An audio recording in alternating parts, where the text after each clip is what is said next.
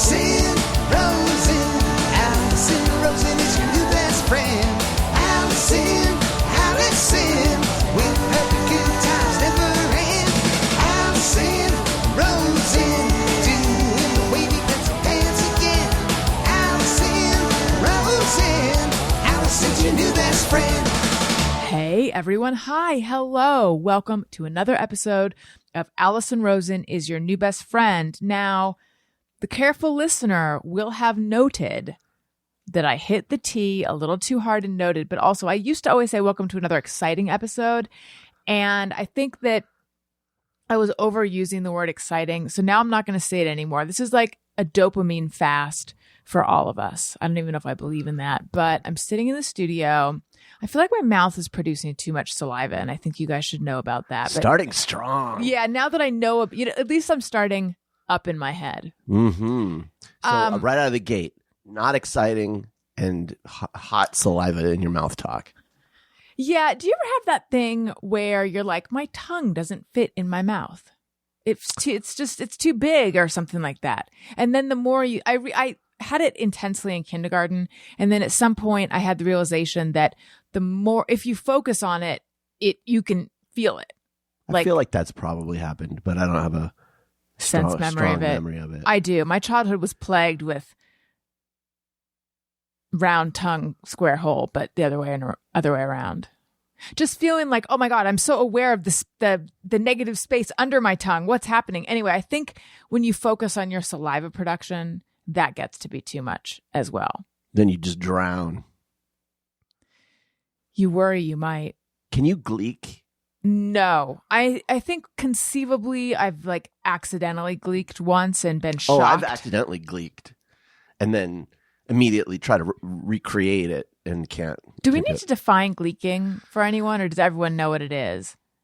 I feel like everybody who's been through junior high has learned what gleeking is, right? What's interesting is I feel like it's around the same age that everyone is all about gleeking. A, B, G. And as boys are prepubescent, do they suddenly achieve gleek power? Like, why is it then? Oh, you think it's a puberty thing? I have no idea. I'm asking. Oh, that's what you think? I said I have no idea. I'm asking. I don't have I'm only saying junior high because I don't remember. I remember from fourth early, but grade. It's possible actually, it was earlier. Fourth yeah. grade. Yeah. I don't know. What I remember from fourth grade is Jeff Richmond got a bean stuck up his nose. Yeah. And everyone was gleeking. What happened with the bean? I don't know. Because he changed schools. I don't know if he took the bean with him. It was big news. Oh, do you think he still has it in his nose? Possibly. I think that he might have grown around the bean. I feel like there was ways to get it out. Well, I just saw this TikTok. This is not medical advice. Apparently, if something's stuck in your kid's nose, you plug the other nostril. Again, do not do that. Do not trust this. This is not medical advice. It's not medical advice. It's for entertainment purposes only. Although my podcast is entertainment in quotes. Come on. Anyway, you plug the other nostril and then you like blow a puff of air into the kid's mouth. And then it shoots the thing out of their nose. And there's some name for it, like the mother's kiss or something. The mother's kiss sounds sinister. It really does. Like, what happened to her? The mother's kiss. She got the mother's kiss. Yeah. Well, thank God we've never had to deal with that. I once got a baby grasshopper. Oh, God. In my ear canal. Oh, my God. We were playing football at school. This would have been like 6th grade. And they hadn't cut the grass. I must have been like after summer or something. Although that grass dies in the summer. I like how it's their fault. Well, because it just, there was lots of like, things. Fauna. Hopping around in the grass, Mm-hmm. This is why I don't like nature or grass. Yeah. And I guess I was like, I fell or was tackled. And as I was on the ground, tiny little grasshopper hopped right in my ear. And, my immediate reaction was to stick my finger in my ear. Yeah. Which is bad because either you're going to push it further in. It's not getting out. Or what? Or what I think. Or your finger's going to get stuck in your ear. Or what I did was like I killed it. Killed it, but then it was too far in my ear to get it. So now I had like a dead grasshopper in my ear canal, and I was like freaking out. So I had to go to the nurse, and they had to get it with some tweezies. Did you know that it was a baby grasshopper? What did you think was in your ear? I mean, I can't remember if I knew immediately or if that's what I learned. I knew it was something because it was when like they pulled it alive, out. You can feel it. Yeah. Imagine if the baby grasshopper had lived and told the story, like, I was just hopping on the grass and then some asshole falls on me. Do you think that the grasshopper would know that it was a person, or just they're just hopping around and suddenly they're in a cave? And suddenly, and it smells like wax. The most amazing smelling cave you've ever seen. And then this giant fleshy boulder came toward me. Yeah. That's your finger. I'm glad you mentioned ear stuff. Great. This contains all of my favorite topics. Ears? Insects. Earwax. Earwax is not one of my favorites, actually. But ears, I've got them. Because I solved, Tony, put in the dun dun dun. Oh, you're. What are you doing with your microphone? Try to get it so that I'm not making noises while I'm moving around here. Okay. I like Sherlock Holmes crossed with House, crossed with Quincy.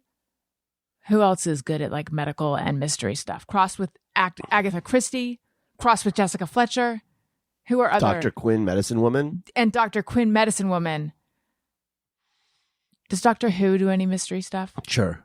And Doctor Who, I have solved the riddle, I think, of why I only experienced autophony or autophony or whatever, that thing where my voice and everything is very, very loud in my head because my eustachian tube stays open. When we went to Hawaii, it didn't happen to me at all. No. It happens here right before a show. Yeah. So I was thinking, does it have to do with like nerves that anxiety or something like that? I'm not aware that I'm really nervous, but maybe I am. And I recorded 2 shows with Todd for Alison and Todd After Hours, patreon.com/Alison and Todd. If you're interested in that, just $2 a month. And you are interested in that, you should be. Please be. I recorded 2 shows there and I didn't experience. But anyway, I got to the bottom of that. However, I will circle back because I didn't even finish opening the show and explaining. I'm in my studio. I have to geolocate. Right. I'm in my studio with my husband, Daniel. Hi. Hello. You did what I think could only be described as an amazing, sensual, is not elegant, graceful, warm-up dance wherein you really tried to like, how would you describe what? Loosening and up. it's on my Instagram. It's as a story though, so you're gonna have to go back in time and go listen to it. Maybe I'll make a highlight of these. Explain the thought process behind it. It is as if you're like saying to your hand, "You get off of me." You're like trying to flick your hand off. Yeah. Well, the fingers are the furthest extremities, right? The fingertips. I guess, yeah. So I flick them in order to get that blood to go whoosh out to this, and then it rebounds back, and it comes back in, and you do that a bunch of times in rapid succession, and the blood starts moving. It's like a vortex. Yes, like a vortex, and the faster your blood moves, the faster your thoughts go. I've heard this, yes. And so then I get faster thoughts. And so I had to do that before the show. So you're lightning quick. Thoughts. It is quick thoughts. Yeah. Is that the Quant's method for thinking? Yes. It is as if all of your whole body had fallen asleep and you were trying to wake it up, which I guess in a sense is what you were doing. Yeah. Well, the truth of the matter is that we have 2 sons who have decided that their parents are going to get sleep. Yeah. I don't know if they've been they're plotting behind the scenes, right? Or if it's like there's some long game that they're trying to wear us down and not have to go to soccer practice or something. But I relate so intensely to not wanting to do soccer too that like that's why I'm a real soft touch and I'm tempted to say should we just let Elliot quit? and I say no. And I'm putting my I foot hate down. I don't like soccer and also I love quitting. Yeah, well, I'm putting my foot down. Okay. I'm using my Foot. my dad foot on this one. Yeah, no, we're not letting him quit. Fine. I know cuz once he gets there He enjoys it. Yeah, so here I know we're jumping all around, but before soccer every Tuesday, he's like, I don't want to go to soccer. Mommy, I don't want to go to soccer. So what we've done is we've said, honey, you just have to go. And if you get there and you decide you don't want to do it, then you don't have to stay. And every single time we've done that, once he gets there, he decides he wants to do it. Yeah. And then, Daniel, you had the realization that he's like us. He doesn't want to do anything. Yeah, but he needs to learn to, suck it up and do the things you don't want to do, and there's a lot of reasons to not let him quit, and so we won't be letting him quit. But anyway, yeah, they're it's like they're getting me up at like right at that hour.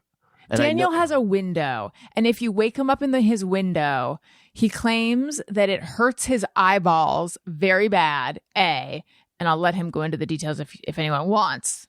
Yeah, like if you decide that you don't want to, then we'll cut the episode. Yes. Let us know if you want me to ask Tony to go back in and take the following story out. So it hurts the balls of his eyes, and then also he can't get back to sleep, or it ruins his day or something. I have found that between like 4:30 and 6:30, if I wake up my eyelids, because my eyes don't shut all the way. What's when that I sleep. from? Just the way you sleep? Yeah, I don't know why. They're just like slightly open. And so my eyes get really dry. And during that like hour and a half, if I get awoken, it feels as though someone like ran sandpaper over my eyeball. It really hurts. That sounds so awful, but I have a question. Why after that hour is it different? I don't know. It's like my body whatever stage of sleep that is. It's like my body stops producing tears or whatever, like oil that goes over your eyeball. I don't actually know. It's Do you weird want me to wake up at that time and then spray some artificial tears in your eyes? Only if I need to wake up. Otherwise, let me sleep. You know what I mean? I know. I was just thinking I could just doot them in, and Sure. then you'll wake up lubricated. Okay, that's our new routine. Okay. Now you have to do that. Perfect. Yeah, and then I also found that like I have an Apple Watch, and I was doing the sleep tracker for a while, and I found that that's like the hour where I'm getting like the REM sleep. You know how you only get like a short amount, a little small amount of it, like the deep sleep, or maybe no, not the REM sleep, but the deep sleep, the MER sleep. That's just REM backward. I don't know. The sub basement sleep, right? And so I think the biggest thing that happens is that if I get woken up during that, then I can't ever get back to it, so I don't get enough of that kind of sleep, and that's the most important sleep. Yeah. And so what ends up happening is like I can go back. So I'll fall back asleep, but I'm not ever fully. I didn't get what I needed. You don't get back to that like whatever exists below. So I got Disneyland. less sleep than I needed, and I didn't get quality sleep. See, everyone should feel. I'm going to start a GoFundMe. Yes. So let's talk about that actually, because I've been feeling like. To be clear, the GoFundMe will be money that I will use to get a new identity and move to another country. Yes, I'm aware. So since Daniel has already stated that he's not going to share his GoFundMe money with me, please buy my merch. I have delightful merch. I just rearranged some items in the merch store. Like they're in a different order? Guys, you got to check it out. Like where are the hats now? Are they there? I put the t-shirts. I put a few t-shirts at the top. Guys, I rearranged the deck chairs on the Titanic. You got to check it out. Eat your heart out, Taylor Swift. This gal knows marketing. Well, there might be new stuff since the last time you were there. Listen, I'm holding back some new stuff because I feel like I rushed. You did a lot too much. I feel like I did too much Some too people fast. say too much. Yes. So anyway, check it out. There's great t-shirts. There's hats. There's so much other stuff. Sweatshirts, tank tops. I'm not going to go through the list every single time, just almost all the time. Good stuff, though. I'm very excited about all the merch, and I see people wearing it, and they send me pictures, and it makes me really happy. So please help me out, because Daniel is going to take me for all I'm worth, or at least not share his artificial GoFundMe fund. I'm not going to sue you, honey. Just one day, Daddy will go to the convenience store and never come back. Okay. Anyway, AlisonRosen.com, and then look for the banner near the top that says merch is live or something like that. Okay, great. So anyway, so Elliot and Owen sleep in the same room. We have a baby monitor, the same one we've used since. Oh, do they need to know all the details of this? Well, what I meant to tell you is, I am wondering, do I owe you an apology? And I feel like telling me that Elliot was calling for me. No, I don't feel bad about that. You were like, I can't see. You were looking for something. And I was like, why don't you just go? And I don't know if I need to apologize for that, but we do have to fill them in on what we're even talking about. Do we? I mean, the kids got us up. Like, that's all they need to know. Fucking boring ass details. My show is boring ass details. Okay. Well, I mean, okay, so, a monitor has. All right, fine. Elliot has a monitor. They sleep in the same room. There's a monitor in there. I couldn't see. Owen, hang on. Hang on. They need that backstory. Button. I know. Owen has come into our room. Owen comes into our room a lot. Elliot does not. However, lately he's been like, but if Owen sleeps with you guys, then who's going to sleep with me? I'm going to be all alone. And then Daniel will say, just call for me and I will hear you, because we hear him through the intercom. Just a tactic to make him feel like he's not alone. Yeah. Like, if there's something wrong, we'll hear him. But however, there have been an array of times where he's been like throwing up in his bed or sick or shivering because he was sick. And he's like, I called for you. No one came. And we're like, God damn it. Why didn't we hear it? Yeah. So I will never hear it because I'm sound asleep. Yes. I barely sleep. So last night I heard daddy, daddy, daddy. And so I said, Elliot's calling for you. And then Rip Van Winkle over there, Dry Eye Van Winkle, took so long. Like, I didn't even know what you were doing. That's when I said, because I think you were trying to find the monitor. I couldn't see. Yeah. You were trying to find the monitor to talk to him through the monitor. And I was like, why don't you just go in there? Because I don't want him to feel like they tell me that they can hear me, but they never come. And like, I didn't want him to feel abandoned and then end up in our room faster. At this point, I'd rather he come in our room and just crash. Like, I don't want to get up anymore. Should we hire a night nurse for the rest of our lives? A night nurse for our 4 and our 6-year-old? Yeah. Sure. Oh, man. Your mom just left. And every time she's here, it disrupts them when she goes because they get really used to sleeping near her, and it's a whole thing. So we got to give it more time, Daniel. Anyway, all right.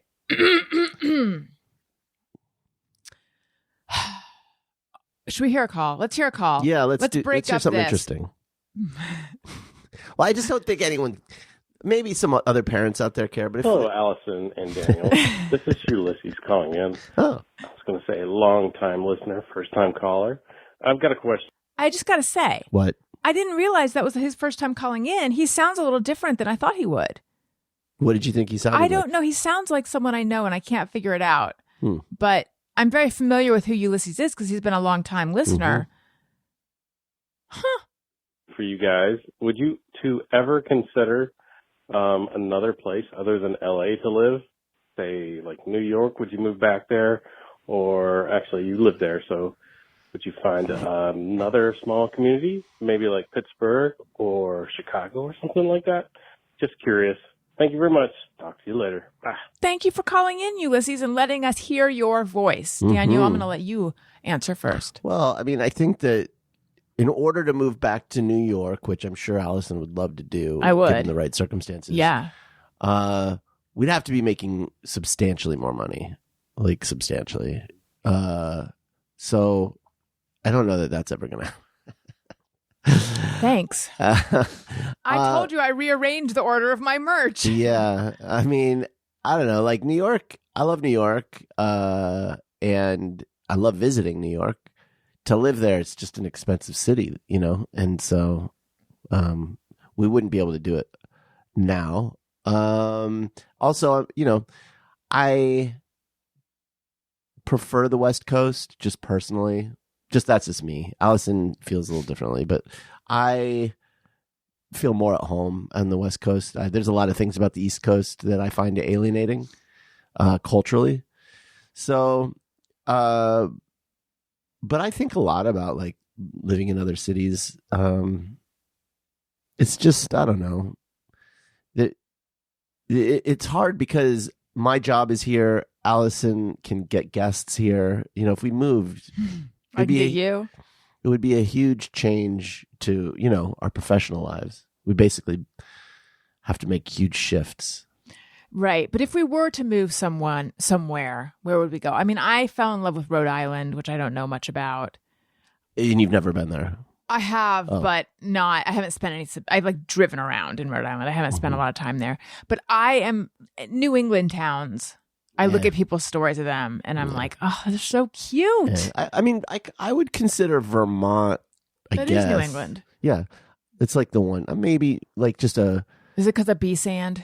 Well, no, I was looking at properties out there once and it's like, oh, it's beautiful. And it's, you know, it's definitely like, I like I would love to have seasons. I love you. What? You are punctuating everything you're saying with the microphone instead of just holding it still in front of your mouth. Sorry. Use your other hand for I'm trying a new talking. technique, mic techniques. So I forgot what I was saying, but Vermont. But again, like every time I go to the East Coast, there's always a point where I hit I always hit a point where I'm like, yeah, I'm kind of glad I didn't grow up out here. I don't think that it would have fit me well. Well, when I went to New York, and yes, I did live there, though I don't like to talk about it, I thought, oh, I'm finally coming home to my people. Like, I always felt like I didn't really fit in Southern California, and when I get to New York, I'll realize that's where I should have been all along. And then after many, many years of living there, I realized in many ways I am a West Coast person. Mm-hmm. There's a lot of things, like I would move back. I loved New York and I would move back, and I don't feel like I was done with it. I think being there with kids would be hard, but I don't know. There's something just a little more easygoing about it's. Mm-hmm. And I've said this 1,000 times, but like, despite the fact that people drink heavily on the East Coast, it's just a more sobering existence. It's a more sobering city, I think. Mm-hmm. I don't know. I think that there's just something, I don't know. I actually do fit in like fairly well out here. Yeah. I mean, I feel like I'm of this region. Yeah. I mean, you know, it just, so it's a little hard to define it because you know, you're so used to it. Right. I would say, you know, I love California, you know, and I definitely have problems with LA, but I like LA a lot. I maybe even love LA. That waxes and wanes, though, depending on. Yeah, but also that being said, there's that question of like, do we want to live in the same place our whole life? Well, it might be interesting to have an adventure someday. I would love to have like I'd love to have a bigger house, you know. A bigger house and a pool. I'd love to live in a community that, well, Burbank's kind of nice. I mean, I don't know. There's certain things I guess I would like. I'd love to have a basement. You know, I don't know. For me, when I think of where I would move, it's always just somewhere on the West Coast. So it's like, oh, you know, Santa Barbara or maybe the Bay Area. Santa Barbara's really pretty. LA is not very pretty. That's the thing. No, Santa Barbara is like, that's the best place on earth. Yeah. It's just amazing. So I guess if I moved anywhere, I'd probably be there. Yeah. All right. Central Coast. I would say Central Coast. Hey, Alison and Daniel. This is Andrea calling from Massachusetts. I'm a mom, and I happen to work at a grocery store that sells stuff that you guys like. And my dog's barking. Anyway, here's a pet story. We came home from vacation yesterday. I probably should have told you. I'm guessing Trader Joe's. Oh, yeah. I'm trying to think like stuff we like. Every grocery store sells stuff we like. Or Pavilions. Or the I can't believe it's not butter. But Supermart. maybe she's talking. I Maybe don't she know. just doesn't want to name it in Yeah. case Something Joe made me- is listening. Right. Something made me think Trader Joe's, but I could be wrong. But the prompt for this week was, Yeah, you got to tell me the prompt ahead of time, for God's sake. how about if I tell you it at the time? It was, what's a cultural phenomenon that you don't relate to, a la Daniel and Taylor Swift, or like feel on the outside of, or tell us a pet story. And then I really wanted to say, or answer whether you'd rather be buried or cremated, because that was such an enlightening conversation on the Thursday show. I was just shocked at how many people know that they would prefer cremation to burial. More on that some other time. But anyway, here we go. So she's telling us a pet story. Okay. And our cat had dragged his butt all over the house and still had poop on his butt. Oh. And we basically had to scrub his butt with baby wipes and spent about 2 hours cleaning all of our rugs, vacuuming, Swiffering, after just getting off an airplane. And my dog is going bananas right now. Okay, have a great day. It sucked and my house smells, but hope you guys are having a great day. You matter. Goodbye. Thank you, Andrea. Why does cat shit as a non-cat owner? Wait, how is her... like, how is her dog still barking? Why is cat shit so much more intense than other kinds of shit? Oh, I don't know that it is. I think it is. Dog shit's pretty intense, hon. Human shit is not hot either. No, shit's But I bad. feel like cat shit is more so. That's just my, I don't know, maybe it's just Maybe like... it's because of what they eat, you know? Also, another cat question. Why do cats love fish? Like, how often are they eating in the wild, getting fish? Do they like fish more than dogs, though? I think so. Well, dogs like fish too. Dogs like fish, too. This is one of the... I don't know, but maybe they but dogs like everything. Cats are finicky. do. They Yeah. like a fancy This is an feast. interesting topic. Daniel, can you jump up and shake your limbs about again? So anyway, I don't have anything to say about it. Andrea, thank you. I would have wanted to know what kind of cat, what's your cat's name, and did something happen to cause him or her or they to have soft, sticky poop? But there's one thing you can relate to in that call. You can relate to that cat because you drag your ass all over the house all the time. Oh my God, that's so good. good Good stuff. All right, let's do one more, and then I'm going to finally... Wait a minute. You can finally wait a minute. Here we go. It's Andrea calling back. Oh. Hey, Alison and Daniel. This is Andrea calling from Massachusetts. I just left a message, but my dog started barking so loud that she's now choking. And you probably couldn't even hear what I was saying, so I thought I'd leave one more. Here's my animal story.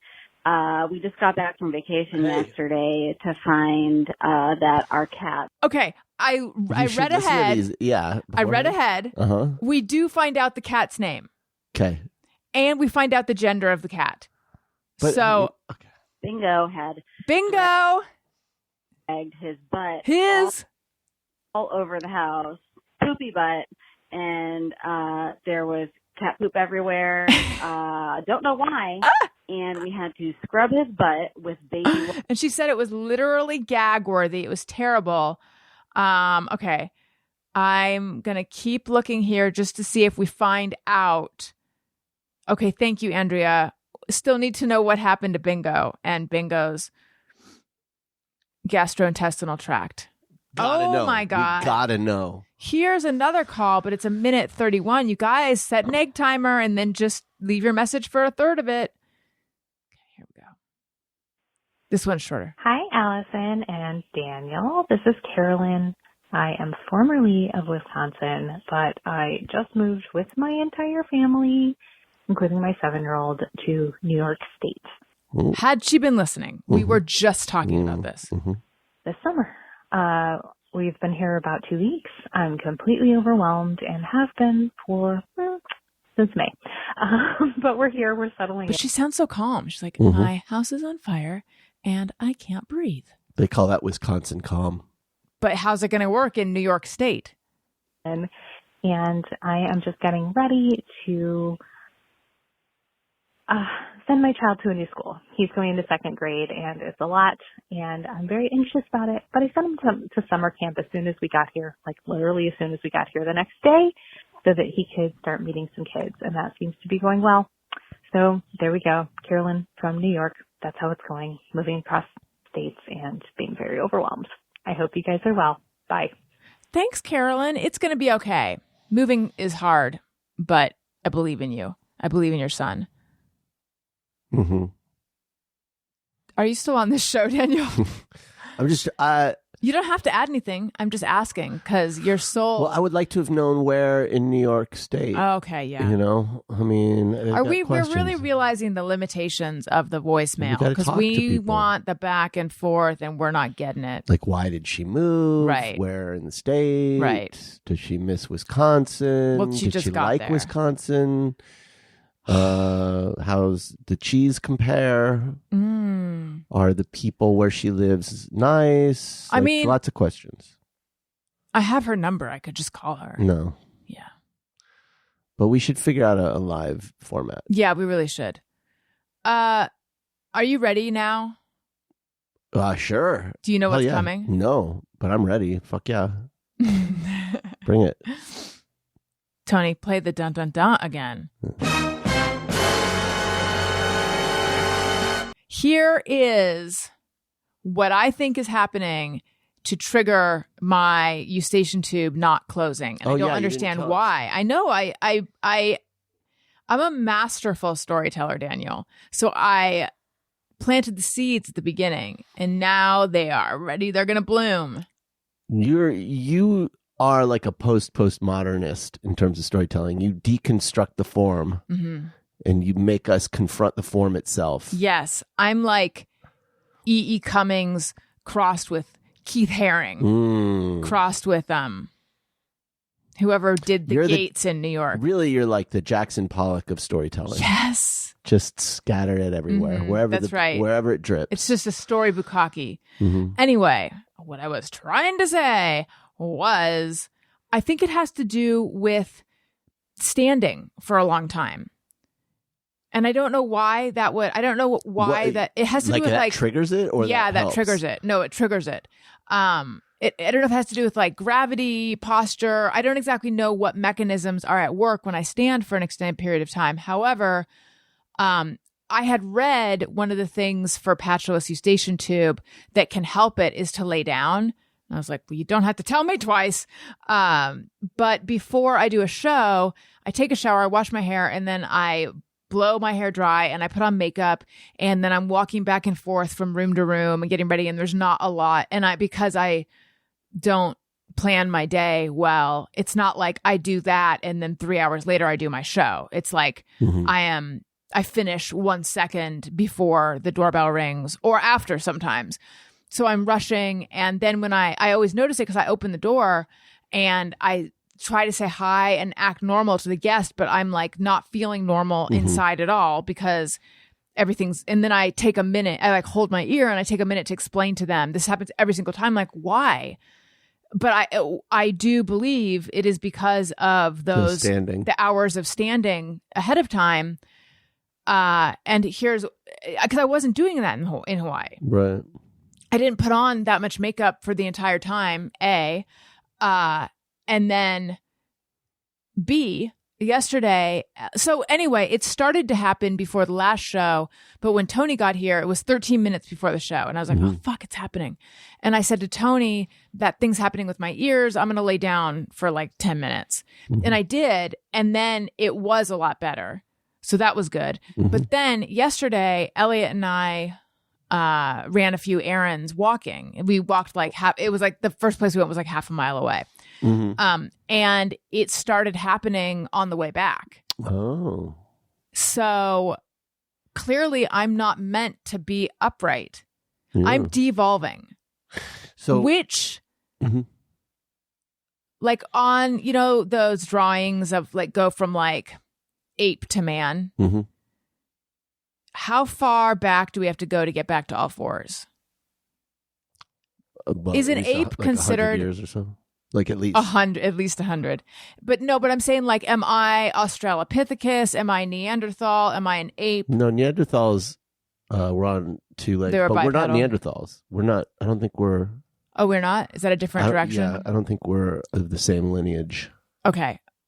Am I what's that sculpture of the like super pregnant or like the very fertile lady where she looks like a little square with Venus de Milo. no Venus of Willendorf. yeah, I'm back even further. I'm like an aardvark.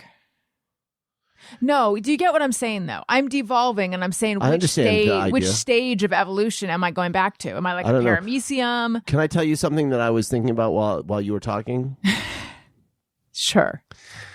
It's about listening, guys. That's the secret to making it work.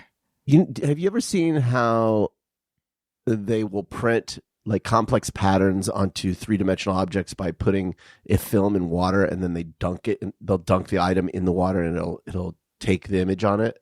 I don't think so, but that sounds neat. I forget what they call it. They'll do it with like kind of anything. They'll have like a bath of water that's very still, and then on the top of it is the ink, and it's just like printed on. Yeah, no, I get it. And then they just do this thing where they go like that, and it's like it just grafts on. That's how you like would get it onto like a bike helmet or something. They need to do that with women's makeup. Yes. And then you could just like dunk your face in the water and it would just go. Now the lips might be a little bit off. They might not be where your lips are. Yeah. You'd have to get really good at it, but it would save you a lot of time standing up. I love this idea. I have been saying for years now, there's a few things I've been saying for years. Mm-hmm. One. Hello. There should be a shoe museum. When the Nike store opened in Triangle Square, which is like a mall in Costa Mesa, there was. And you love sneakers, so I'm a real sneakerhead. You know me, so I know you get angry about how much. Pause every time we're watching Seinfeld, and you're like, "Look at what he's wearing. He's wearing the Air Carpithecus 5." That's what I am. I'm devolving back to Air Carpithecus. No, the Nike store opened, and I like a thunderclap of inspiration. Yeah. I was like, when are they going to come up with a shoe museum? A shoeseum. Or a shoeseum. You're not the first to think that. It's obvious. Where you go, you arrive, and you get in a shoe, and you lace yourself up, and then it like rides around like a Disneyland ride. Well, you just want to ride in a shoe. You don't want a shoeseum, because I'm sure there is a shoeseum. No, I want like adventures through shoe history. Any listeners who live up in Oregon, tell us if there's a shoeseum at Nike headquarters. I'm curious. I bet there is. You're right. It's less about the shoeseum and more about the riding in a shoe. Nike should have an amusement park in Oregon. Yes. As far as I know, there isn't one up in that region, right? There's not like is there a Six Flags up in the Pacific Northwest? I don't know. Probably. No, of course not, honey. There, thank you. And this is a golden opportunity for a shoe roller coaster. Is Nike the one that has the pump? The shoe pump?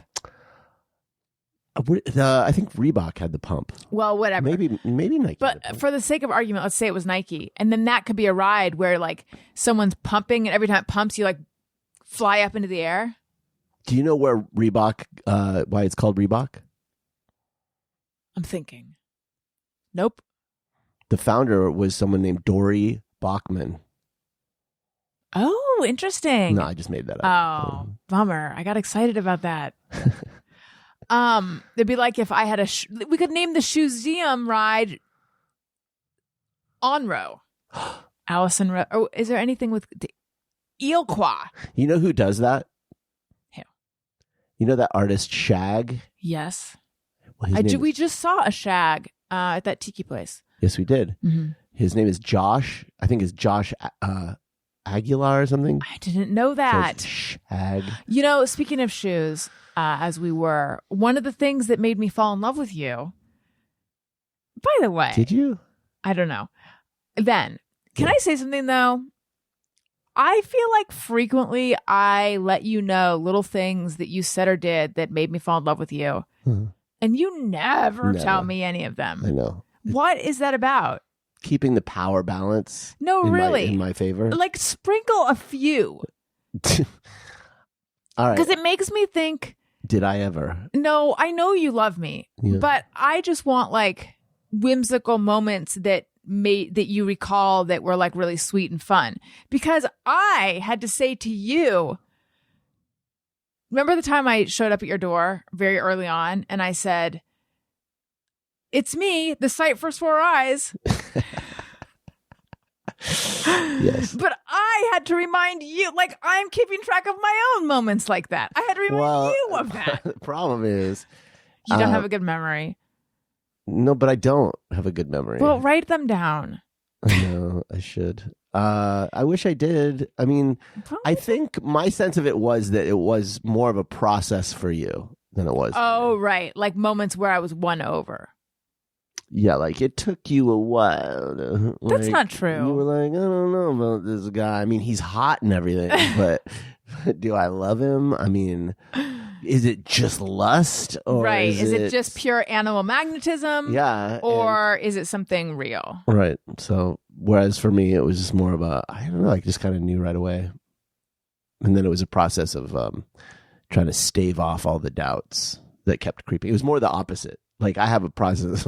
Oh, wait a minute. So then could you tell me little moments of things I did Well, I was that like, made you... Yeah, I know Well- one. What? Okay, but then I want to tell you the moment that made me love you more. Okay. But you said So very... these are moments that made me want to leave. Yes. Mhm. Well, maybe you remember a sprinkle of those. Yeah. Oh, yeah. I've got a lot of those. So I was living down in Orange County near the Nike store. Relatively close. It's important, again, geolocating. And you were up in LA and we were talking about, I don't know what, and you're like, anyway, you want to come up here and hang out at my house and sign for my Apple phone? Well, my phone was My delivering iPhone. and they needed someone to be home and I couldn't be there. And you were going to be there anyway. I was? Yeah. And so I was just talking about getting here earlier than you were planning to get. And I was going to be at your house, though, or I was going to be in LA for work? Because I worked in Glendale and you lived in Broward. I don't remember. Well, I just remember I wrote back, "Oh, no thanks." Yeah. But I didn't know that it was important to you and that you were trying to ask me and you felt uncomfortable asking me. And, like, I didn't realize it was a whole thing for you because Yeah. the way you said, the way you said it was cash and Well, I think I off didn't the want cuff you to and feel right, which I didn't, but I didn't know that you were actually saying to me, "Hey, can I ask you a favor? I need someone to sign for this. Is there any way you would be able to?" In which case I would have said yes. I didn't. Well, it did make me wonder at the time, like, oh, is she someone who won't do things for me? And I know now the answer is yes. She is the type of person who won't do things. Wait, are you joking? I am joking. Okay. The moment that one thing that pops in my mind Oh no! is This when is you actually started a terrible conversation. when you started putting pretzel fish in your coffee, like as though it was soup. Wait, You don't even put that pretzel goldfish in soup, though. You put made you doubt me or made you love me? want to And hit thing. the eject. like, and it would fire me. I'm fine with it. It would fire me like a pilot out of a jet. Like it would just launch me out of my apartment. Did you say coffee? She would put pretzel goldfish in her coffee because what happens is they get really big. They blow up to like twice their size. No one Twice, talks like about this. four times the Yeah, they size. get huge. Like they get like $50 size. Mhm. It's so cool. No, I'm kidding, of course. I don't actually know. I remember one. Okay. See, your memory, not having a memory is good and bad. Go ahead. I don't want to upset you though. Oh, no. You believe in Alka-Seltzer. Yeah. And maybe I didn't feel well because I didn't drink, but it was like as if I had a hangover or something. But it wasn't a hangover. I don't know. I think I didn't feel well. And you're like, do you want me to make you Alka-Seltzer? And I said, what does it taste like? And you're like, nope. Oh, my timer is going off. And you said, not bad. And so then I took a sip and I was like, oh, it tastes like jizz. I don't remember this at all. No, why would that upset me? I don't know. I don't. It's not like my dad invented Alka-Seltzer or something. Well, I remember you saying, but I was like being silly about it. You know, I don't think I did a spit take, but I was like really leaning into like, it's so gross. You know, like when Owen or Elliot dislikes something. And I think you were like, you know, if someone likes something, a nice thing to do is not like shit all over it. I didn't say it like that. Well, but something like that. I don't believe this story is real. All right, maybe not. I got my feelings hurt about alcohol. I think Yes. I think I could see like not so much that I felt. I can't remember a time when I had any When you took Alka-Seltzer. where I took Alka-Seltzer that seriously. So I don't know. That's not really jiving, but I can see being a little bumped by trying to help you and having and then you being like, man, like this shit. And it's like, well, I'm just trying to fucking help you. Yeah. But I've learned you're like that. So it's, No, I'm not. you know, Wait, am I? What? What do you mean I'm like that? No, I'm kidding. Okay. I want to talk to you guys about BetterHelp. This show is sponsored by BetterHelp. If you listen to me for any amount of time, you know what a believer in therapy I am. I've benefited immensely from it. I cannot imagine where I'd be now if I hadn't been in therapy. And it's like, it helps me every single week. And there are weeks where I've gone more than once. So it helps me sometimes more than once every single week if something big is going on or I just feel like I need like a little bit of extra help, I guess.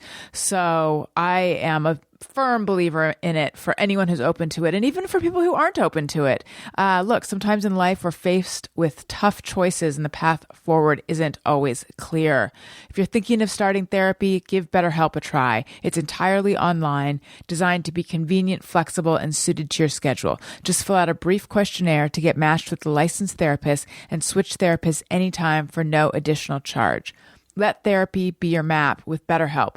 Visit betterhelp.com/bestfriend today to get 10% off your first month. That's BetterHelp, betterhelp.com/bestfriend. Okay. You can't have an ego in a relationship. No, it's best not to. I mean, you shouldn't have an ego at all. Yeah. To be honest. True. It's a real turnoff. In my list of turnoffs, ego is right up there. But confidence is good. But confidence That's in different. ego. Yes, because different. Someone who is like all about ego actually doesn't come across as confident. It's the opposite. Confidence is just knowing who you are, liking who you are, and not feeling like you need to apologize for your existence and being sure that you can do things and knowing what you're good at. And that's, you know, carrying yourself that way is attractive to people. It's a good quality. Ego is needy and prideful, and when you are driven by ego, you are wanting to impress people, and it's all about what people think of you as opposed to how you feel about yourself. Okay. Would you like to know the comment you made where I was like, oh, we were walking. Remember when we used to walk back before I had devolved? I do. We would go on these long walks and we were walking around your apartment and we saw, I'm going to sneeze. Hang on. Tony, you leave that in. We saw some car. It was like a little BMW or something, and you said that car looks like a shoe. Yeah, I know the one you're talking about. What kind of car is that? I forget what model it was. Or that car looks like a sneaker was or something. Was it a Z4 or something like that? It was like a yeah. I don't know, but there's also, I think there was like an underwater Walkman that looked like a shoe, or a car that looks like an underwater Walkman. I just appreciate that kind of things. I don't know. It's the way I think. Yeah, we really do fall in love with ourselves. I feel like they may have brought it back this year or something, but there's a sports car that BMW had back in the 90s that I every time I see anyone drive it, I'm like, you're driving around in a fucking shoe. Wait, did you say it was an X3? No, I think it's like a Z3, Z4 maybe. I didn't even know there is a BMW Z4. Well, it's not a continuous model. Okay. Yes, I think it might be this one. I don't know. Anyway, all right, let's listen to another call. I am 100% full-blooded Korean, and I don't get K-pop. I don't like it. I don't understand what the hype is about. I was adopted, though, so that could possibly be the reason. However, I do love boy bands. New Kids on the Block, New Edition, my favorites, NSYNC, Backstreet Boys. I love boy bands, but I don't understand the K-pop phenomenon. We're missing a name sandwich. Did you just call her Sandwich? Sandwich. We're missing your name, Sandwich. But I love her. I love her attitude. I do love too. Her directness. Yeah. Yeah. You know what? Let's not waste time with names. I like to know names. names. Yeah. But I would want to know: was she adopted by a family that was heavily Americanized, or was it? Well, I'm thinking probably how exposed to Korean culture. Well, listen. She said she's 100% full-blooded Korean, and then she said, "I was adopted, though." Don't you think I think it's a cultural thing? Yeah. Don't you think if she were adopted by a Korean family, she wouldn't have made that point as staunchly? My sense of this was she was raised by an American family. Well, okay, yeah, I suppose so. So, I don't get it either. Although the K-pop thing, I don't know if I've heard much of it. Well, here's what I don't get: being super into boy bands, but not understanding K-pop, because aren't they similar? My sense is like it's boy bands on crack. It's like it's like it's been boiled down to this sort of essential, and then made extreme or something. I'm looking up K-pop, and I just want to hear some. Okay, who is? I had this Harley Morenstein, he's a big YouTuber, and he and his friends would make like a gigantic hamburger. It was like extreme eating stuff. I can't remember their name though. Greg Heller had worked with them. Yeah, like the food. Yeah. Wasn't one of them on our show? The Sauce Boss. Yeah, Harley Morenstein. Oh, okay, yeah. But anyway, he said he has a Jimin bias. And I was like, I don't know what these words mean. But there's a K-pop band that are very big, and I cannot remember their name right now. Jimin? Yeah. And if you like one better, like I have a George Harrison bias. I don't really, but it just means who you tend to like. Wish I could remember who that was. I thought it was like a food allergy. Like I have a Jimin bias. Like I can't eat Jimin. Oh my gosh. Here's Rolling Stone's 100 greatest songs in the history of Korean pop music. Oh, wait. BTS. That's who it is. Yeah. Have you heard of them? I've heard of them. I don't think I've heard any of their music. I am trying to find. But like until recently, I had never even heard Justin Bieber. I think I'd heard one Bieber song. So there's like a lot. There's basically a 15, 20-year period of American pop culture that I am completely clueless about. I'm like catching up. I'm starting big to little. I'm trying to look for a BTS song here. Here we go.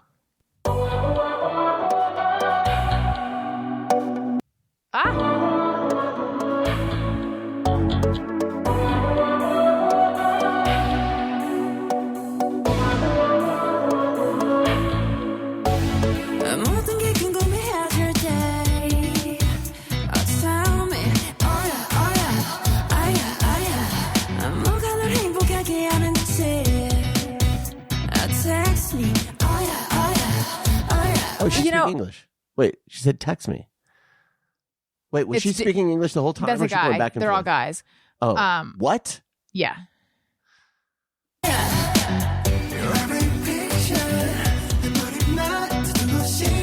thought I heard Your picture.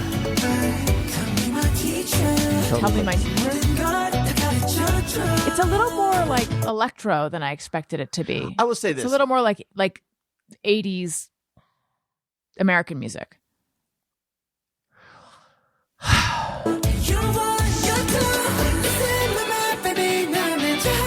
Okay. Okay, yeah, I can't. I just want to hear. Yeah, not for me. I don't need to hear more. Yeah, not for me. That's all right.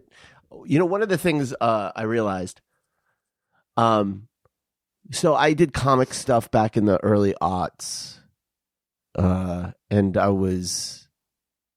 remember at the time, you know, researching sort of buying habits in the market for comics, right? And one of the interesting things was that before that, the comics business was like dying. Every year it was like less and less and less. But then bookstores started to carry manga, you know, and Japanese comics. And young people, young girls were reading them a lot. And so these were selling like crazy. And I remember then thinking like, this is interesting because largely demographically, like females aren't as into comics as boys. Mm-hmm. Girls aren't as into them as boys. And so the comics world had matured so that it was like, and I use that in quotes, matured. You know, the comics out there were all for like men in their 30s. It pretty much sucked across the board. But I was like, but girls are into manga, which means that they are going to like comics, and there's going to be this generation of girls, females, who are into comics as an art form, and that speaks well for the future of this medium. And now you see that there's this whole generation who are way into comics, except their point of inspiration, the origin point is Japanese manga and anime. And so all the stuff they like to me sucks because I don't like that stuff. Wait, why don't you like it? It's just it's like I don't like. When I say sucks, it's just to me. It's just it just doesn't. You I just don't love like it. that. I love that they all like it, but I can't relate at all to the things that they like. But that's how it's interesting to see how it evolved. Like I was at the mall last week, and there's a whole store that's all just Japanese stuff, and it was packed. There were people in there, and it was all just manga and anime and all this stuff. And I was like, I don't know what any of this is. And it's like this little tributary that branched off back in the early aughts of our culture. And I'm like, okay, I love that you're all into it. There's all these comics being made by people here, you know, Americans now, that are clearly influenced by that. So it's almost like, I have a question. What? Can I shut up? Oh, can you? I'm just kidding. Please don't. What is the difference between anime and manga? Well, anime is animation, but it's the same style. I have another question. Mm-hmm. This is like a truth or dare question. Okay. And by that, I mean, I'm going to ask you a personal question, and you have to answer honestly. All right. Have you ever been turned on by sexual comics? Never. Really? Never. In fact, there's like a whole... well, there's obviously like hentai, and there's all that kind of stuff. Isn't that like tentacle stuff? No. I'm going to look it up. I think it's just like animated porn. I know that Fantagraphics, which is probably my favorite American publisher. Yes, it's my favorite American publisher. They have a catalog they've sold for years and years, and they make a lot of money just selling like porno comics, you know, or just explicit sexual comics. Fantagraphics. Uh-huh. And I've seen some of these because like comic stores would often have a back, you know, rack with all them. And it's just like, for me, I don't. Okay, there's nothing. There's no. I don't know. It's not a turn on, but yeah, different strokes for different folks. You know what I mean? All right, hentai on Wikipedia, and wow, there's a real racy image just staring me in the face here. A loan word from Japanese. The original term. Here's the original term. hentai, That's kind of what I said. Okay. The original term does not describe a genre of media, but rather an abnormal sexual desire or act as an abbreviation of sexual perversion, and is also used to refer to persons who hold or do such desires and acts, often translated to English as pervert. Blah, blah, blah, blah, blah. It exists in video games, commonly known as eroge. The development of hentai, blah, blah, blah, blah, blah, blah, blah. A lot of subgenres. Yeah, anyway. Okay. The Dream of the Fisherman's Wife is a well-known example of Japanese erotic art. And this is from 1814. And it appears to be an octopus eating out a woman. Oh, I think I've seen that one. I think I had At it a on my museum. wall in college. I think I had Dream of the Fisherman's Wife. I think I had it on a shower curtain Mm-hmm. and a body pillow. Mm-hmm. Yeah. And Yeah. then look at doesn't it look like the octopus has, we can't pull my computer too much, has black and white cookies for eyes. Everyone, if you're feeling spicy, look up Dream of the Fisherman's Wife and tell me, does it not appear that the octopus Has black and white cookies for eyes? Is that where it comes from? The cookies? Do you I think? think so, yeah. It's like they're all references to that. To that image? that artwork that you had on your wall. Okay. Hello, Daniel and Allison. This is Megan from St. Louis. I'm doing well. Pregnant with baby number 2. Starting to feel better now in the second trimester, so that's good. Cultural phenomenon I cannot get behind. The true crime frenzy. There's podcasts and TV shows, and it's everywhere. And it just puts me in a bummer mood. I can't get behind it. Not for me. So that's it. Megan from St. Louis. Thanks. Bye-bye. Megan, I hope my whodunit of my ear story I know. didn't put her in a She's bad probably not listening mood. anymore. I know, because it was a true crime story with It was. everyone was on the edge of their seat. What's going to happen? And then I don't know. It just, it's like I want to feel scared with my ears. Mm-hmm. Yeah, I don't get it either. I've never been into true crime. I did watch The Staircase. My thing with true crime, this is not my thing with true crime, actually. It's a thing about true crime. All of that stuff, like, I would like to just Wikipedia it and find out what happened. If I have to be exposed to it, just tell me. I don't need the dramatization, and I don't want to like delve into the details. I find it very upsetting and gratuitous. You're like, I don't have a problem with like Wikipedia having information about something. For me, when it becomes like a product, so then when it becomes like we have a judgments. book or a podcast or a movie, then it becomes exploitative. And like that Dahmer documentary. Oh yeah, the families of a couple of the victims spoke. They're still fucking alive, and they're like, "This is traumatizing." Yeah. All you people who are so it's like these are real people. Like, I don't know. I've had in my career a kind of very well known amongst true crime people event that I was related to in a way, and I've had many producers contact me wanting me to make statements, and I won't do it. And it's like, fine, go ahead and do it, but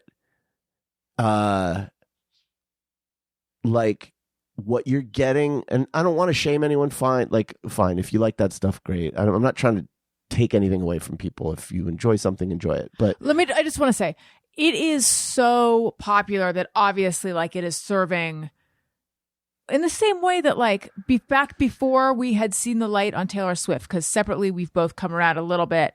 It's like, it's such a huge phenomenon. You can't just say like there's nothing here. So obviously true crime is like, yeah, but it's like, obviously I think it allows people in some way to like work through some anxieties or something. Like, yeah, maybe I don't think know. that's Maybe not. You think true, but okay. I also think there's pleasure that people derive from it, and as though it's entertainment. And to me, it's like, I guess. Well, you had such a close brush with it that it's just tragedy to you. It's just upsetting. It's like I understand. You don't want to make it. I get it. Like I get the interest, especially with the case I was. I don't want to say involved with, but like involved something I did, and it's like I understand the interest because do you want to elucidate a tiny bit more? Because I wrote a graphic novel. I co-wrote it with my writing partner. Do you want? You know what I think? What? Since I know that you're going to talk and then you're going to be like, I don't want to have given that many details. Why don't I just say? Okay. Why don't I give the broad strokes and you fill in whatever you want? Yeah, that's fine. Daniel was hired to write a graphic novel with someone. The guy that hired him to do this went on to murder the mother of his baby in like an incredibly upsetting, grisly way, and it was like a big case in LA. What he did mirrored something that we had written in the comic, and we didn't write it because we came up with everything ourselves. I mean, it's not like he told us what to write, but anyway. But do you think that that's where he got the idea? Who the fuck knows? No, actually, I don't. I think that I don't think he was mirroring the comic. I think he was deranged and whatever. I don't want to talk about it. Okay. Point is, the fact of it is very real to me, and the horror of it and the tragedy of it and the pain and the suffering. And I personally can objectively understand why somebody is interested in that, because I'm not a fucking idiot. Like, I get it. Like, it's, it's crazy. Mm-hmm. But I'm sorry. I just don't see it as entertainment. I don't think people should be getting entertainment out of that. I don't judge you, because I get it. Like, we're all, no, you're not intending any harm, whatever, but it's just sick to me. It's sick. And I don't like it. You mean, I don't like what people is profiting. sick? I don't like people profiting off of that. I think that that's gross. Yeah. I think that's ethically, the people who profit, not the people who consume it, because I get it, but the people who are like making a living by doing that. I'm not okay with it, but that's me. Okay. Someone's not very fun. Who did play Dahmer in that? I don't know. It's someone very well known. Having a big ol' brain fart. I'm going to have to look it up. And then we have another call. Okay. Dahmer. Yes. Did I bring down the conversation here? No, I think it was, oh, no, I'm wrong. Sorry. It was Evan Peters, and I don't know who that is. So I take it back. I thought it was like a very well-known person. It's like, if you like that stuff, there's plenty of fiction that's great. Watch Seven. Go, there's lots of great thrillers and horror. I get it, though. If it's real, it makes it like... Can I just be honest? Yeah. I struggle being critical of anything anymore. Mm-hmm. Because while it makes good radio to have a super strong opinion and be critical, and God knows I want to be stating my strong opinions, I always feel bad. You don't want to be insulting listeners, yeah. Well, because not because I'm like worried that we're going to lose listeners, but because I hate that feeling too of having somebody, especially someone you like, shit on something that you like. And it just sucks, and I don't want to be making a really strong case against something and like then either bum someone out because they like it, or the worst case scenario would be to like convince them, to give up this thing that they enjoy. Like I don't want to take anything away from anybody that they like, so it's like this weird, I get in this weird, like, I don't know, like I push and pull when I'm giving my opinion anymore, which is terrible for radio. Welcome to my world. I know, it sucks. I wish I was one of those like people who just didn't give a fuck. Yeah. Fuck you if you don't like what I fucking hate, or like what I fucking hate. Fuck you. But I care about you. Yeah, well, aren't I a saint? Kind of. I'm sort of a saint. You have a different relationship with it than they do. Like, yeah, I want to caveat everything I say by saying, like, obviously, this is just my reaction, and that's all it is. So there are these things called keepsake urns, which are, you know what an urn is? It's what you put ashes in. Yes. And it's like the size of a large vase. Okay. Small vase. Sure. A vase. And then they have these things called keepsake urns. Which are smaller versions. Yes. And they are. So have cute. I talked about them? They're cute. Have I talked about them on air? I don't know if it was on air. They are so fucking cute. A la tiny Tabasco bottles, tiny Parmesan cheese bottles. Yeah. They're like tiny versions of the big thing because they're replicas, but they're like an urn for a dollhouse, but a little bit too big for a dollhouse. They're like the liquor bottles, the travel liquor bottles, when they're exact replicas of it's the big like versions. mommy and baby. They're so fucking cute. And I hadn't seen them I'd seen a catalog, but I hadn't seen them in person until we went to the Neptune Society. We arrived there.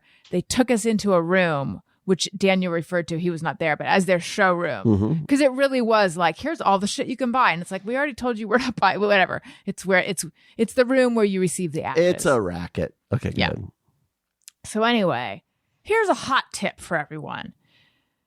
And if an urn sponsor comes on my show, maybe I'll sing a different tune. If you can explain why someone should buy something through a seller, you can get the same, I believe they're the same, I don't know, you can get urns on Amazon. In the words of my mom, it feels weird to buy an urn on Amazon. And I agree, but there's more options. Oh, really? And yes, an urn for every season. I mean, Do they sell coffins on Amazon? oh, I didn't look. I don't know. But you can get urns with bald eagles. You can get urns with the flag. You can get, so anyway. Oh my God. I know. I kept sending my sister pictures. Like, imagine, do you think Dad would love this? Like, Imagine that. Get an urn with like one of those. Donald Trump is Rambo with the American flag behind him, or like a caricature of Nixon. The famous caricature. I'm just kidding. So anyway, Beavis and Butthead. Ren and Stimpy. Oh my God. Bert and Ernie. He would have liked that, Putting me in a actually. Ren and Stimpy urn wouldn't be the worst way I could. My remains. I told you we took. So he came in a temporary urn because we hadn't chosen one yet, which I worried was going to be like a plastic trash receptacle, but it actually was a little bit nicer than that. So but I told you the stuff we put on top of the urn, right? Did you? Yeah, like we felt like. Oh yes. Yes. We put a little stuffed animal, and I'm forgetting what it is. We pulled these things off of his bookshelf. This was my dad. We put a little California raisin figurine, a little Eric Cartman figurine, and then like a little wooden tropical fish. For now, I'm sure we'll find better mementos, but for now, we put those in the bag that has the urn in it. But anyway, I felt like I would like, so the keepsake urns are if you want to give the, if people, so you can, someone takes a little bit of ashes here and just a tiny amount. Sure. Travel so size. I decided, yes, I would like to have my own keepsake urn, but I couldn't decide what one. So 5 keepsake urns will be arriving at the house today and one tomorrow. Yes. And I'm like, they're all returnable. They're all fairly inexpensive. may as well get them and look at them and decide which one I like best. Mm-hmm. And like, they're inexpensive enough that I was thinking in the back of my head, like, maybe I'll just keep the ones I don't use. And then I was thinking, did you look around counting us all? Like, okay, 1, 2, 3. right. But I was thinking, I recognize that there's something grim about having 4 spare urns in the closet in case I need them or something. Yeah. But to me, right now, there's nothing creepy about all these urns showing up. Like, well, if you know somebody who has someone, pass away, and then their loved one is cremated, you could say, hey, can you put some in here for me? And then they'll just like siphon off some of the remains into your little urn. And then you could just have a collection of randos. People. Yeah, but it's like the randos to me, loved ones of someone else. And it'd be like you could have like, here's so and so, here's so and so, like you were collecting baseball cards. Oh my God, what if that's what I collected? Yes. So anyway, this was a long. Didn't Owen tell you some story was long? Yes. Do it how he did it though. I'm not. Okay. Gonna do that. Good, you have boundaries. A long way of saying, right now, because of my experience, I have a different relationship with urns than the average person. That's true. Because of your experience, you have a different relationship with true crime than the listener who doesn't have a relationship with it. I don't think I ever loved true crime. But I think it's even more profound right now. But I think I became keenly aware of the exploitative element of true crime after that, for sure. And I just, I think it's gross. I have to say, I respect your integrity because I'm a media whore. So if all these people were coming after me. Yeah, I mean, like lots of big shows and big people have reached out to me wanting me to go on camera and stuff and do Carol all that. Channing. I just Carol Burnett, Merv Griffin. That's right. Steven Spielberg. Oh yes, him too. Not Steven Spielberg though. Stefan Spielberg. Stefan Spielberg. Right, but he's in a way also an auteur. Yeah. I just got a guy. Every time there have been a couple times when I was like, should I? That's kind of interesting. Like idea of going on this show or something. But then it's just like my stomach just makes me want to throw up. Yeah. Like and then talk like fuck. Ugh. The thing is, you would have no control over it, and you'd have no control over the tone, and it's like. But also, like that's not what I want people right. to see me involved with. Like I don't, I don't. I mean, on the very base level, putting all the ethics and everything aside, just on a purely, I don't want people to Google me and have that be what they come up with. Yeah, do you know what I mean? Like, oh, great, that's what that's what people know about me. Right. So there's a lot of reasons why I don't. But yeah, no, not don't love it. But it's huge. Okay, listen, we have another call. Let's do it. And I can tell already there's sadness in the call because I just glanced. Oh no. But okay. I think it might not end on a sad note. Okay. Hi, Alison. It's Karen from Scotland. Did we ever get clarification on how Karen ended up in Scotland without an accent? I feel like she might have I'm called not sure back. she totally doesn't have an accent, though. I picked up a little accent there. Even Karen, fill us in. Thank you. About your pets. Okay, well, I had a 19-year-old cat called Jezebel, and she died about 3 weeks ago. It was really sad. Have I an urn for you? Oh, yeah. Do you need, let me know. One has a little cardinal on it. One is white and it has, oh, wait a minute. I just read a little ahead. She's not going to need the urn. Very strange walking around the house without her. But here's something funny, or at least I found it amusing, and it sort of kicked me out of my grief spiral. For the first couple of days after we buried her in the back garden, I just kept walking over and listening, putting my ear down to the ground, and listening because I was terrified she was still alive and I'd buried her alive. And I thought to myself, because I love true crime so much, now I know how serial killers feel.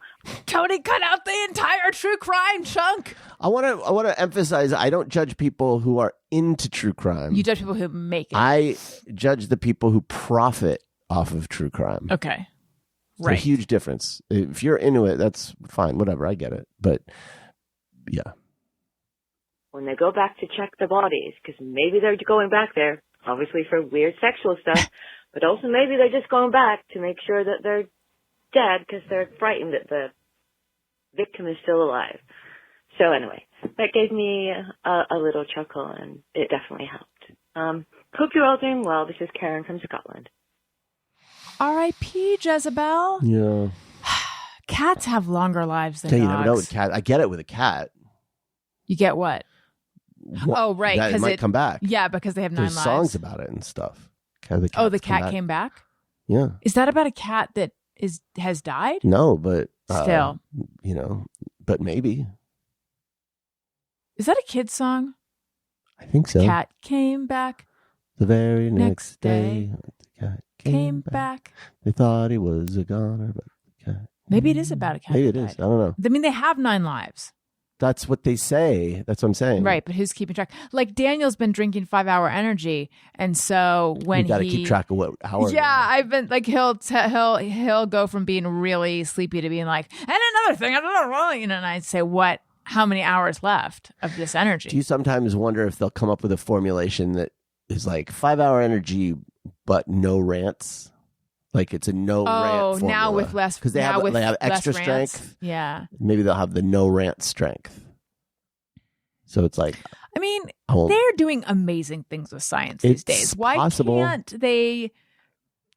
just Excuse me. not target the rant part Right. of the brain. Yeah. I know. If you could dial in your 5-hour energy, Mm-hmm. what kind of energy would you want? Focus. Like that's all I really want is just like increased alertness and focus is what I want. I don't need the physical, like, the jittery and the like antsy. Because honestly, and this is so boring, but it's usually I'm drinking one of those because I need to work. It's never because I'm going to a rave, I don't need to. When you'd want to be jittery. Right. Like I don't need to like, hey, we're going out. I need to dance. I need my dancing feet on. No, it's because I need to like stare at a fucking spreadsheet for a few hours and I'm falling asleep, Yeah. I feel like we have more to say to Karen. I just want to extend. Well, I'm very sorry. Yeah, I feel so for your sad about loss. Jezebel. Yeah. But I am glad you got to bury her. If that brought you solace. If you've been listening regularly, then you know that I have these, well, look, it's not like we're going to bury my dad in the backyard. But for me, burial feels a little bit better than cremation. And then especially like a pet in your backyard, there's just something that it's like the circle of life to me. So I like that. I feel like, what would be neat is like temporary burial. Like bury me for 40 years. You'll have 40 years to go visit me and sit on the bench and bring flowers and look at the Other the graves. view and tell me about all the things that are happening in your life or whatever boring ass shit. But after 40 years, you pull me out and cremate me. Because like part of the problem, like I like the idea of having a place to visit and a place to go and like a little memorial type situation. But then for me, I don't want to be taking up space. Daniel, you deserve to take up space. No, like after I die, like 100 years, what? Stop apologizing for existing. What? I got my great grandchildren like having to deal with my plot or something. Well, I don't think you don't have, it's not like you have to garden it or something. Well, somebody does. Like that's Really? That's real estate. Like that Tim Heidecker song. It's real estate. it's like at some point you hear about those like cemeteries where they found under the parking lot that there were a bunch of graves because they moved and then they didn't move the body. It's like you're just get rid of me at a certain point. Can you imagine how awful, depending on how you define awful, the job of the person who has to cremate that body is? Not that what's a cremator called?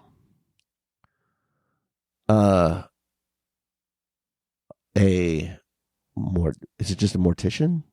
I don't know. Crematory operator? I don't know. Crematorier? Creamer. A creamer. You know what? Not that the creamer has a good job now, but pulling up a body that's been sitting there for 40 years, nasty.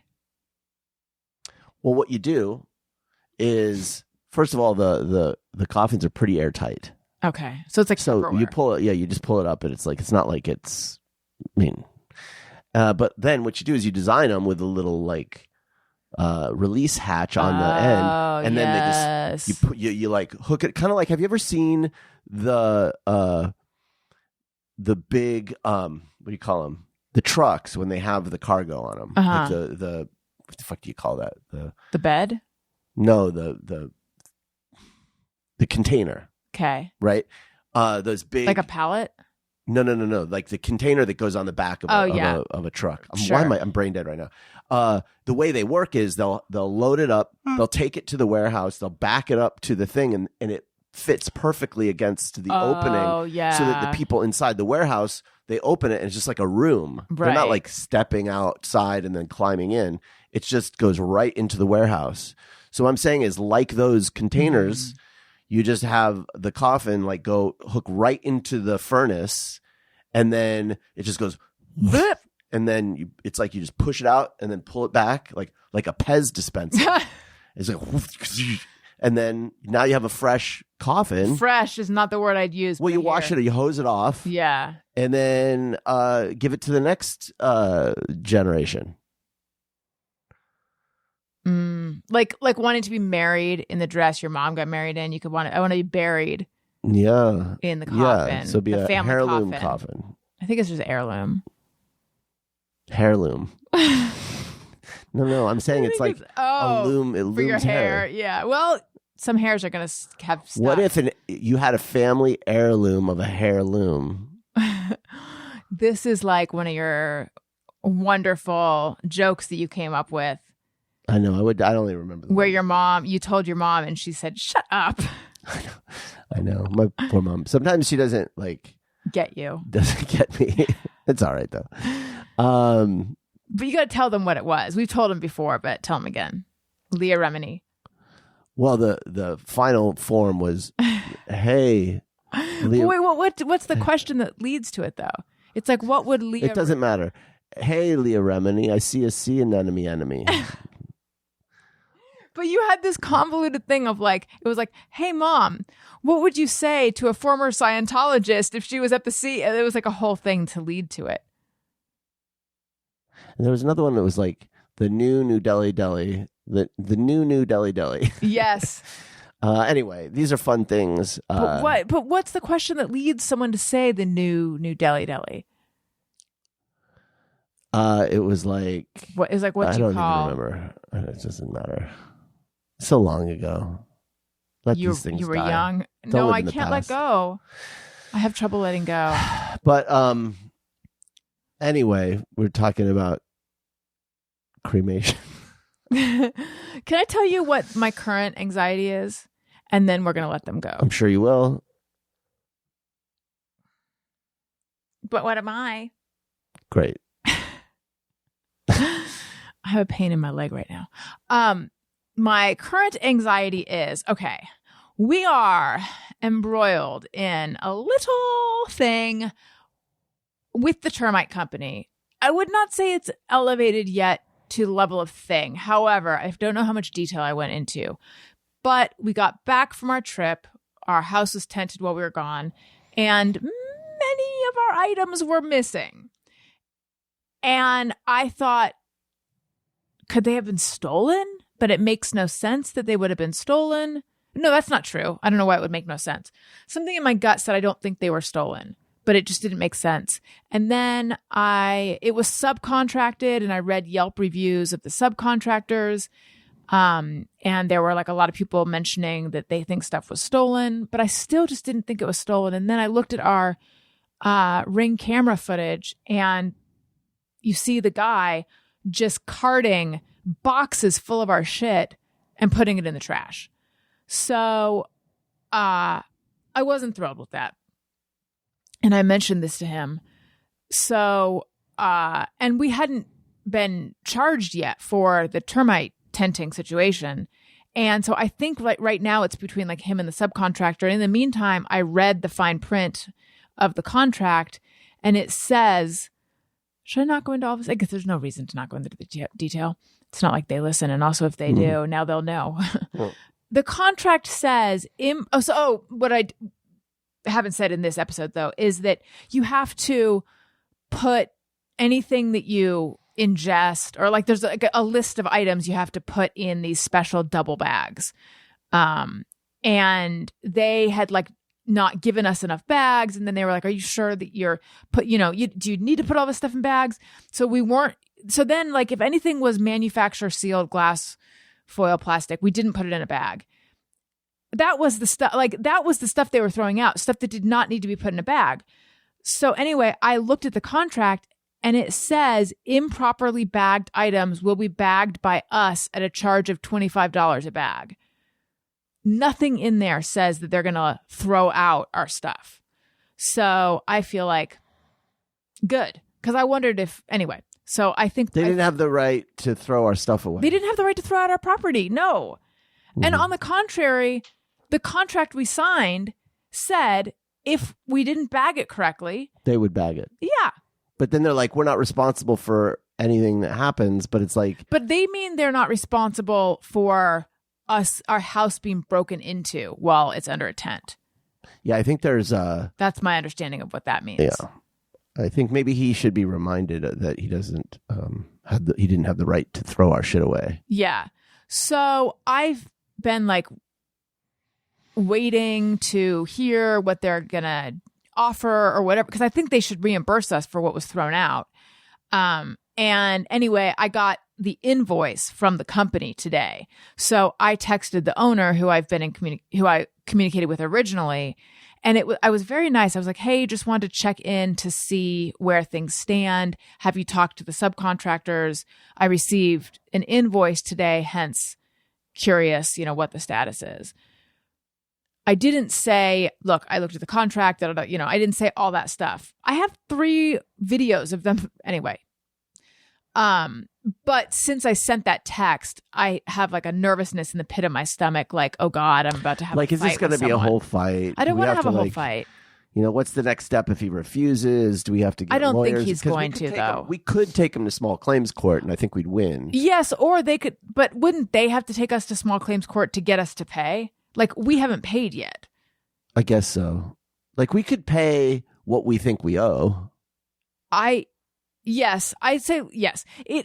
It has not become contentious though. So, but the pit in my stomach is, oh God, is this about to be contentious? I don't want to deal with something contentious yet, especially because all things considered, since my dad died, I feel like I'm doing better than I thought I would. However, little things here and there, like I overpaid our nanny by a lot because I miscalculated something, and she's like the greatest in the world and told me right away. But I was like, oh, I'm not as sharp as I normally am. There's just been little mistakes that I've been noticing that I've been making. So I just feel like I'm not in the best place to have to deal with something contentious. Knock on wood, it won't become contentious. But if it does, I think we have a pretty airtight argument, which is I have videos and I have the contract. So, and it's, it's not the hugest deal. It's just, I just feel yucky about it. Yeah, it sucks. It sucks. I mean, hey, if anyone has any advice on how to handle this, like, let us know. We'd love to know how to handle this because it's not easy. Yep. that's that. Thank God for our Ring doorbell. Yeah. I wish they were a sponsor on this episode. You saved the footage, right? Oh, yeah. Okay, good. I've downloaded it. So, yeah. All right. This has been delightful. Yeah. Thanks you for all the calls, guys. Definitely. Love the calls. And, listen to Childish, buy my merch. Oh, I mentioned Todd in my Patreon, but duh. Patreon.com/Alison Rosen. Patreon. Go there. Go there. It's fun. Excuse me. I don't know why all of a sudden I'm exploding on the inside. Follow me on social media, etc. Daniel, anything? Just that Daniel Quantz at the places. I've been putting my toe into the threads. I wish Blue Sky'd take out. Oh, who cares? Yeah, I don't know. Who gives a shit? Right. Really? Okay. Listeners, I love you. Thank you for listening. I love you. You matter. Goodbye. Hey, do you know about the Alison Rosen Show?